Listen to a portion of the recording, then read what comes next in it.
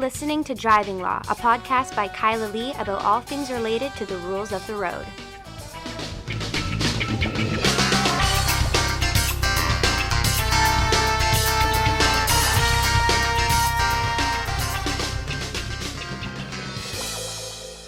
Hello, and welcome to another episode of Driving Law. I'm Kyla Lee at Acumen Law, and with me, my co-host, Paul Doroshenko. Still not. Batting away mosquitoes. Still not with you. No. This spot I was at last week, Thursday last week, I had a confrontation with a black bear just over here, and shook me up. I didn't want to leave the cabin for a day after that. Yeah, you told us about it on the podcast last week. Did I? Yeah. I guess that's how much it shook me up. Apparently. Speaking You're pretty of, blurry. Is your camera blurry there? Or? I've got portrait lighting on. I can turn it off. No, you do your thing. There you go. You appear to be back at your parents' house. I am picking up Wrigley. I just spent the week in Williams Lake doing a trial, as I do every day of my life, it seems. Well, not today. No. Just hearings and pretrial conferences and all of those other things that you do. All those other things. Well, I would have had a trial today, but I managed to resolve it at the last second. And then I would have had two trials today, one in Abbotsford and one in Pogo. There's a black bear Oh, you better go. right across the river. Oh, on the other side of the river, you're okay. Yeah, but he's like making a lot of noise over there. I can't see it or hear it. I can hear it. And I did just see him. Well, do you have bear spray or a firearm or? I don't have anything. But I'll just keep listening, watching over there. Well, I was gonna say, speaking of shakeups, big shakeup on liquor. Big shakeup on liquor. I was interviewed yesterday for the CBC National with Chris Brown, but I can't find it anywhere online. I couldn't see it on the National. My mom was watching for it. She couldn't find it, but apparently people did see it because we've gotten all these messages at the distillery. Well, that's good. So I don't know how I did from the porch of the cabin. You must have done well because people are messaging you. Anyway, I put my shirt in the freezer, cool it enough because it was so hot there. I was thinking about the return of American liquor, and there were a couple things that I thought. Number one, people shouldn't be buying it. Like, just because it's back doesn't mean you have to buy it or that you should. I mean, we got bullied into this. I don't think, do we really want to support the bullies? True. Number two, I'm making a prediction now, like Mo does when we do Sipbox Social. Yeah. My prediction is that it's going to take about a month for the actual liquor to get brought in and distributed and out on the shelves. But in about a month's time, we will see a surge in impaired driving. Probably. So my timeline is that I know a lot of that liquor has been sitting in the warehouse. And so I think they will distribute it to their own BC liquor locations, not the private liquor stores right away. I don't think the private liquor stores will be in any rush to get American liquor back. Much of the American liquor is already back. They ship it to Montreal in 1,000-liter totes. They add water to it. They put it in a bottle. They put a maple leaf on the back like we've seen with Sourpuss, and they're back on the shelf. And people like cheer this on like it's like doing something for our economy. No, it's not doing anything for our economy. It's just American corporations don't want to see their loss of their steady stream of Canadian money going back to the U.S. But we also have already Canada washed American liquor. 1908 Empress, you know, and I know, it used to be owned by a distillery in Sydney that was sold to a company in Texas. All of these Canadians think that they're doing some patriotic thing by buying Empress gin. They're buying a lot of food coloring and sending money right back to Texas. Will we see impaired driving go up? Some of the people who are really irresponsible impaired drivers are people who are more conservative, who probably are looking forward to that American product, maybe. Okay. So that's your prediction. You might be right. I don't know that you're right, but you might be right. We'll see. Okay. I don't see my bear anymore. He's on the other side of the river, but the river's not that wide. He's not crossing the river to come eat me. You would hear a bear. I think it's the same bear. I'm Well, he was sure it is. crashing through the woods and did find some bear scat right over here. Anyway, let's talk about some like actual driving law. I thought of an interesting question. I don't know if you heard this, and in honor of both of us having had recent reasons to visit the lovely city of Prince George, myself for court and you for I don't know, distillery things, I think. Um, I mean, We are now in every private liquor store in Prince George. If we not there yet, then they've placed an order and we're waiting to deliver. So Prince George Casino hates to see me coming. Um, actually they loved me there. Um, the Prince George had a real tragedy this week. yeah, crazy. Yeah. It was a very busy week in Prince George because I'm close enough to Prince George right now that I'm getting all the Prince George news in my TikTok. And yeah, Well, it's not, I was in Williams Lake, which is not so far from Prince George either. It's like 2 hours. yeah, you also flew on a beach aircraft, and that was a beach aircraft. So beach aircraft had to make an emergency landing on a fairly busy road in Prince George. Yeah. So this was I think it was, like, I saw some footage on TikTok from people inside the plane. Yeah. So I think it was, like, one of those work flights where people would get transported up to a camp, because it looked like a bunch of blue-collar-y guys inside there. And it Yeah, was, like seems reasonable it conclusion. wasn't it wasn't, like, set up like the beach plane that I flew on yesterday. It was more like a private plane setup. Yeah. Oh god, do you really wanna fly your private plane as the commuter coffin? Well, you were in the Beech 1900D commuter coffin, but the commuter coffin holds its reputation for accidents that happened in the States during snowstorms mostly.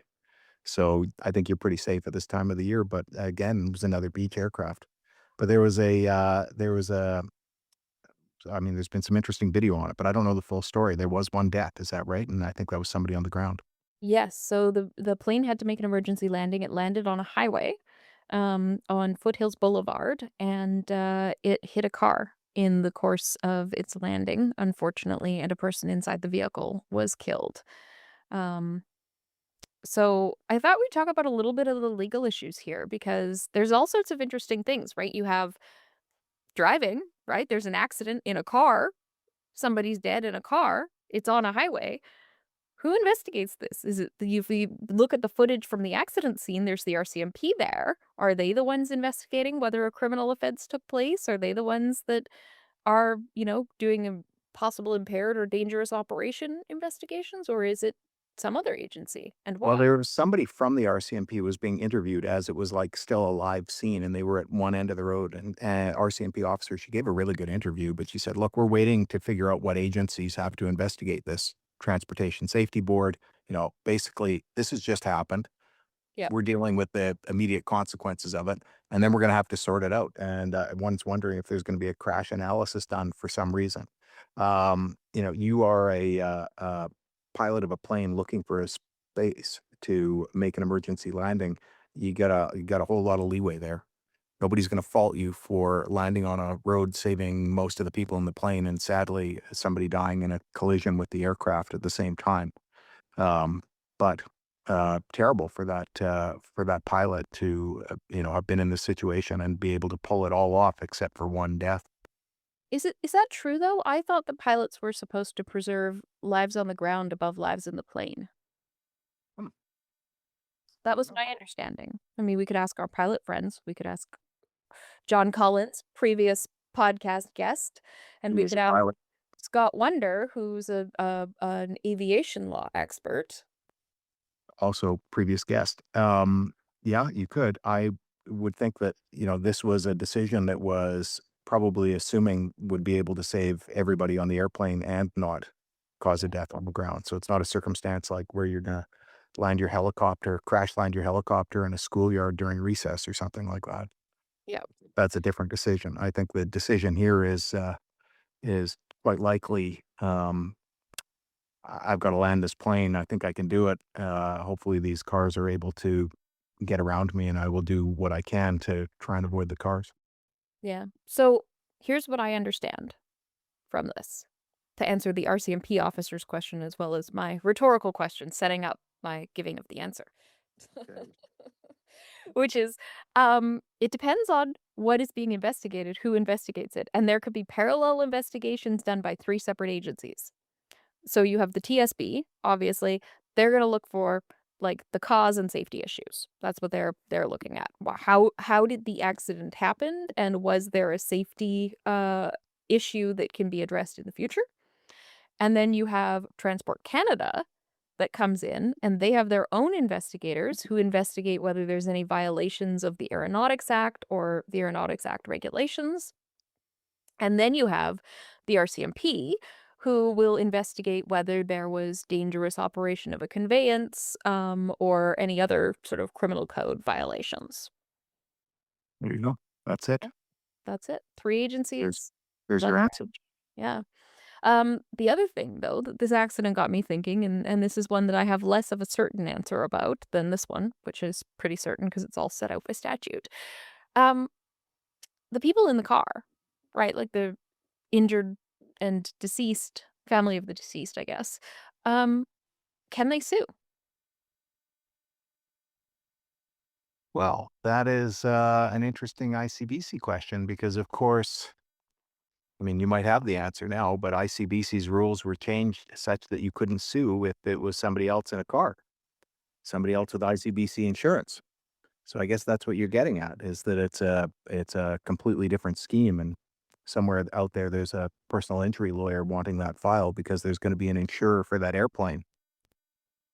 Yeah. So my understanding, and I asked Brandon of our office about this, um, is there is a general prohibition on bringing a lawsuit in British Columbia for injuries caused by a motor vehicle accident. And the or caused by a vehicle accident, sorry, under the, Insurance Vehicle, uh, Act and its regulations.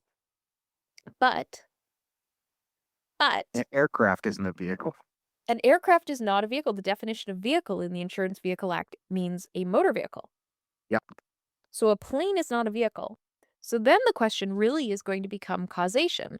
Did the plane and the landing of the plane cause this? Or perhaps was there negligence on the part of the driver? Did the police try and block off the road in advance and the driver went around them? Did the driver see the plane and not take an evasive maneuver to avoid getting injured or to stop in time? I mean, it's not like you wouldn't notice a big plane landing on top of you, Well, presumably, he was on his cell phone. He might not notice it. right? So who is the cause? I Mm. think there would be a very interesting issue here potentially to be litigated that you can't bring a lawsuit if blame can be assigned to the driver. To the motorist. Yeah. Yeah, I mean, obviously, you gotta be paying attention to what's going on down the road, but how much attention do you have to be paying to what's in the sky? Depends on how the collision took place. I guess we'll have to wait and see how the I don't collision know, took place. I mean, you're speculating about possible theories, and I know that's what you do. but I It's, love to do. I know it's part of the exercise of your brain. Um, I but also, like, I'm sorry, you don't drive around and when you see planes, you kinda keep an eye on them to make sure they're not gonna come down onto the road? Oh, it depends where my visor is, if my sun visor's down and there's an airplane there and all of a sudden it's on the road in front of me, that'd be different than if I saw it, like, up in the sky. There have been enough crashes of planes on highways that if I see a plane, I'm making sure it's not coming on the highway. There's a bunch of things that we know that we didn't know when I was young, when I was a kid, because we didn't have ubiquitous video everywhere. And so if you're basically under 30, you probably wouldn't know this. We didn't know that ball lightning was a thing. We thought, people had reported it, but nobody believed it. People said they saw it. There was speculation about it. Now there's so much ball lightning video out there. Seems likely there's ball lightning. We didn't know that moose and deer attacked people as often as they do. And as a result of the fact that we have video, we know now that if you see a moose, a deer, a caribou, certainly bison you should have avoided before, don't get near them. Stay away from them because they can attack you. And deer can be. Ooh, I don't know what that was in my. Deer. Oh, it's a June bug. Jeez, damn it! I hate June bugs. So big and scary. Anyway, um, they can bite you too. We have it on video. So this is one of those things that we didn't have before, which was airplanes landing on roads. And I don't remember it being something when I was a kid, probably because there wasn't video of it.